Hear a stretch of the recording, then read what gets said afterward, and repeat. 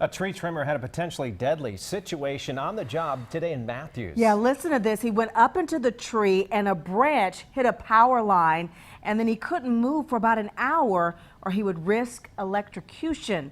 Anchor Blaine Tollison went out there moments after crews managed to get the man to safety. Blaine, this was a frightening experience. It really was, and I first want to show you this. Look at what the power line did to a few of the branches I just found on the ground out here. And this is the tree that became electrified when a neighborhood handyman cut a limb and it fell down onto the power line, bringing it onto the tree here. He didn't even have a phone when he was up in that tree to call 911. It was thanks to a neighbor who just happened to come outside and saw him and called. So that boy was stuck in a serious situation. It was quite the situation in this mobile home community on Morningwood Drive. A man stuck in a tree energized by a live power line.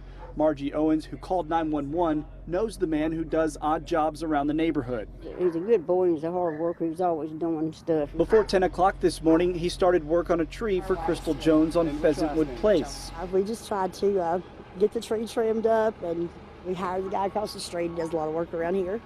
And we thought it was going to be okay, so I left this morning. What seemed to be a simple job turned into a tense rescue. The man cut a limb that knocked a power line onto a tree he was standing in and couldn't move from as firefighters showed up. If he were to have tried to climb down, he would have potentially been electrocuted. If he had jumped, he would have been potentially injured.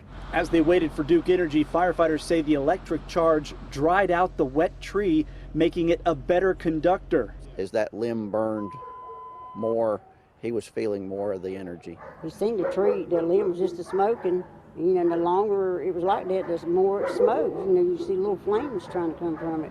Then Duke arrived and shut off power to the neighborhood. The man climbed out of the tree without getting hurt. So I'm glad he didn't get hurt. That's the main thing. And it took about an hour for firefighters to get that neighbor out of the tree. And we actually saw him back out here finishing the job that he started.